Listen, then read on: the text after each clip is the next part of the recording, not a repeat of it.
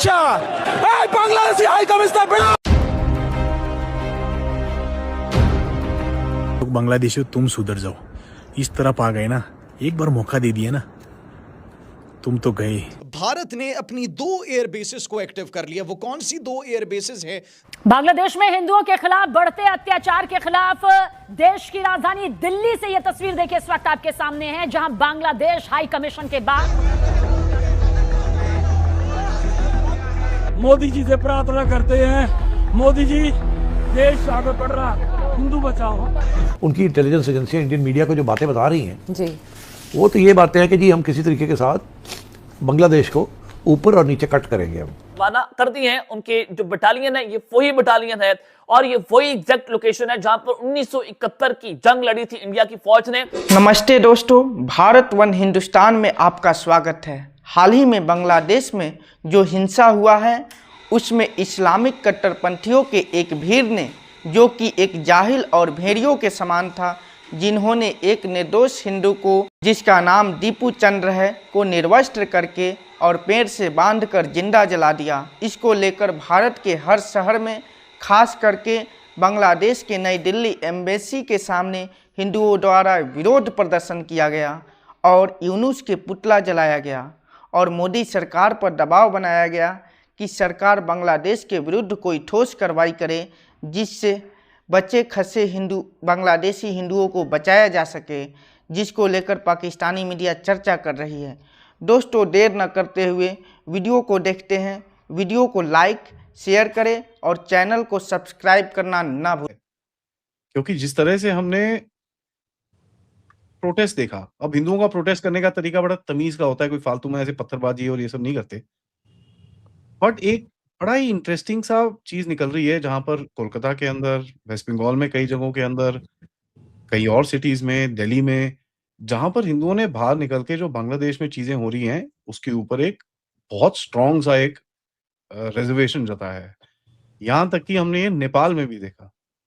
नेपाल तो यार at the end of it ठीक है, अलग देश है, बट भाई तो हमारा ही है वो, ठीक है, उसमें कोई डाउट नहीं होना चाहिए। तो ये चीज हम देख रहे हैं, ये क्या हो रहा है, क्या इसका हम मीनिंग निकालें और क्या हम इससे खुश हो जाएं कि अभी भी बोलें कि भैया ठहर जाओ, ठीक है जगह है लेकिन जगाते रहो। कर्नल साहब से बात करते हैं। नमस्कार। जाग रहा है धीरे धीरे आदि, पूरी तरह जागा नहीं है और जागते रहना चाहिए। प्रोटेस्ट की शुरुआत एक्चुअली नेपाल में पहले हुई और उन्होंने क्या बोला कि उधर मारोगे, एक मारोगे तो तुम जो यहाँ बैठे हुए हो ना इलीगल, वहाँ भी इलीगल है ना, तो यहाँ तुम्हारा हम तंदूर बना देंगे। तो फिर ऑफ कोर्स कलकत्ता में हुआ, दिल्ली में पहले दिन भी हुआ था, जिसका बांग्लादेश ने कंप्लेंट की फॉर्मली कि हमारे गेट के बाहर अनडिक्लेयर्ड प्रोटेस्ट हुआ है, हमको पहले परमिशन लेनी पड़ेगी, बताना पड़ेगा। तो यस, हर चीज़ सरकार पे नहीं छोड़नी चाहिए। सरकार अपने तरीके से काम करती है, जैसे हमने पहले भी डिस्कस किया है कि अगर वहाँ पर कोई गाली निकाल रहा है बांग्लादेश की गलियों में, तो मोदी साहब थोड़ी जवाब देंगे उसका जवाब हम ही ने देना है।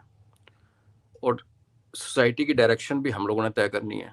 सरकार एक फैसिलिटेटर होता है, बट जो सोसाइटीज मर जाती हैं, बैठ जाती हैं, सो जाती हैं, तो फिर सरकार टेक ओवर कर लेती है, तो फिर वो कहीं नहीं पहुंचती। तो वो जो ड्राइव तो हमें अंदर से आनी चाहिए ना, वो आ रही है। और जैसे आपने कहा कि हम बड़े तमीज से प्रोटेस्ट करते हैं, बिकॉज हम लोग तो ठीक है, आज उन्होंने यूनुस के कपड़े फाड़ दिए, पुतला बनाया, फिर फाड़ दिए कलकत्ता में। सर वो तमीज है, वो फिर भी तमीज के अंदर ही आती है। तमीज में, हाँ, बांग्लादेश तेरे टुकड़े होंगे, श्री राम श्री राम, वो भी बिल्कुल बढ़िया है, फर्स्ट क्लास। तो ठीक है, अगर हम ये कह रहे हैं कि भाई जहाँ पे 14, 15, 20% पॉपुलेशन भारत की स्ट्रीट्स को टेक ओवर करने की कोशिश करती है, तो लॉजिक कहता ना कि भाई जो उसके 4 गुण है वो तो उनके पास ज्यादा कैपेसिटी है। जब उकसाओगे तो अगले लोग रिएक्ट करेंगे। आज एक पाकिस्तानी से जो शादी करके और बिना शादी के बच्चा पैदा किया हुआ, उसने, जर्नलिस्ट ने बोल दिया जी ये तो हिंदुत्व के ऊपर बातें कर रही थी। भाई Hindutva is nothing, Hindutva is a response. Sikh में खालसा है। इस्लाम तो शुरू से पॉलिटिकल इस्लाम था, it was always used as a weapon. वेरा सनातन में क्या है कि आप जियो जीनो देने की फिलॉसफी है, लेकिन बड़ी फेजेस आई हैं जहाँ पे हिंदूज ने उठ के फिर आगे से मुकाबला किया। हमारी हिस्ट्री की किताबों में वो नहीं लिखाया, चीज़ें नहीं लिखी गई, जानबूझ के बात लगा है। कोई ये सोचे कि हाँ जो कि नॉर्मल नैरेटिव है कि जो 1000 साल मुगल आए, कि वो ब्रिटिश आए, तो तो इसलिए मेरा ख्याल है इंडिया के अंदर अब अगर आप इंडियन मीडिया को देखें आयशा, और मैं आपको कहूँ वहाँ जो चीज़ें उनकी इंटेलिजेंस एजेंसियाँ इंडियन मीडिया को जो बातें बता रही हैं जी, वो तो ये बातें हैं कि जी हम किसी तरीके के साथ बांग्लादेश को ऊपर और नीचे कट करेंगे। हम ऊपर हम कट करेंगे जहाँ चिकन नेक है, इंडिया बांग्लादेश की टेरिटरी जो है उसको कट करके अपना हिस्सा बनाएगा। 7 सिस्टर्स की आप बात करें, वो जो क्योंकि जब स्टेट से है। यहाँ से लगाना कि हम 7 सिस्टर्स के अंदर गड़बड़ करेंगे, हम करेंगे वहाँ, वी विल एक्सपोर्ट जिहाद। जी तो ये भी उस समय यहाँ लोगों ने कह दिया बांग्लादेश के अंदर। जी बिल्कुल, नेशनल सिटीजन पार्टी के लीडर हैं, उनका बयान बहुत चला इंडिया में। उधर से यहाँ उधर से काउंटर ये आ रहा है कि अच्छा ठीक है, तो हम तो बांग्लादेश को 2 टुकड़े कर देंगे। ओके, एक ऊपर से चिकन नेक उसको काटेंगे हम, ताकि वो चिकन नेक जो है वो बिल्कुल खुल जाए और वो इंडिया का हिस्सा बन जाए। दूसरा ये कि नीचे जहाँ म्यांमार के साथ जो बॉर्डर है वहाँ भी काटेंगे, ताकि ये जो रोहिंग्यास हैं ये जहाँ जहाँ इस वक्त सेटल है उनको बुला के वहाँ सेटल किया जाए, एक ऑटोनमस रीजन बना दी जाए, not of Bangladesh but of Myanmar, उनको अलग टेरिटरी दे दी जाए। तो दे आर थिंकिंग कि बांग्लादेश को ऊपर से भी कट करना है, नीचे से भी कट करना है, इनको सबक सिखाएंगे हम। ये देखिए साहब, चलिए आगे चलते हैं दोस्तों। ये फर्स्ट पोस्ट से लिया हमने, post Hadi violence in Bangladesh makes election unsafe. Report puts spotlight on Yunus Islamist link. The ongoing wave of political violence and anti-India protests in Bangladesh appear to be managed to create an atmosphere of fear and instability ahead of the elections to help Islamist forces in the country.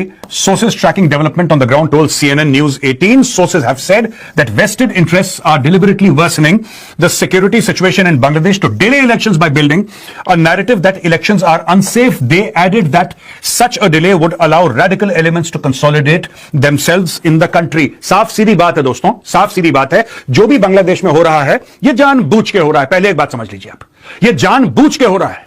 शुरू में ये लोग सड़क पे आए, डफली लेके आग लगा दी कि शेख हसीना बुरी है, बुरी है, बुरी है। शेख हसीना 5 अगस्त 2024 को बांग्लादेश से निकल गई। ये आज भी 1.25 साल के बाद भी अपने मुल्क में आग लगा रहे हैं। क्या कारण है इसका, क्या कारण है? एक बात बताइए, हो क्या सकता है? मैं आपको बताता हूं दोस्तों, ये गठजोड़ है मोहम्मद यूनुस का, और ये जो हार्ड लाइन इस्लामिस्ट पार्टीज की बात कर रहे हैं, क्या है ये इस्लामिस्ट फोर्सेज। ये कौन सी इस्लामिस्ट फोर्सेज है भाई? ये जमात इस्लामी है।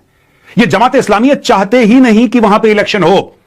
मैं आपको अपना एक वीडियो दिखाना चाह रहा हूं दोस्तों, 17 दिसंबर यानी कि 4-5 दिन पहले का एक वीडियो मेरा देखिए, और उस वीडियो की लिंक मैं डिस्क्रिप्शन में डाल दूंगा, क्योंकि आज के बाद ये लोग बोलेंगे, बांग्लादेश के रेडिकल्स ये बोलेंगे, पाकिस्तानी ये बोलेंगे नहीं ये तो अभी का है, ये तो ऐसे ही नहीं। मैं लिंक डाल रहा हूं, यूट्यूब में जाके खुद देख लेना। पहले आप मेरा वीडियो देखिए दोस्तों, तब मैं आपको बताऊंगा मैं क्या कह रहा हूं। फरवरी में इलेक्शन है, सबसे बड़ी बात, फरवरी में इलेक्शन है, और किसी तरीके से मरता क्या ना करता मोहम्मद यूनुस ये चाहता है अलॉन्ग विद जमात इस्लामी कि इनका राज आगे बढ़ता रहे, चलता रहे। तो इतना कलेश करो, इतना खून खराबा करो। अभी देखना आप, जनवरी में वायलेंस बढ़ेगा, ये करेंगे, ये अभी होने वाला। और मैं आज की तारीख में, मैं दिसंबर जनवरी में आप देखना पॉलिटिकल वायलेंस किस तरीके से बांग्लादेश में बिल्कुल टॉप पे चला जाता है।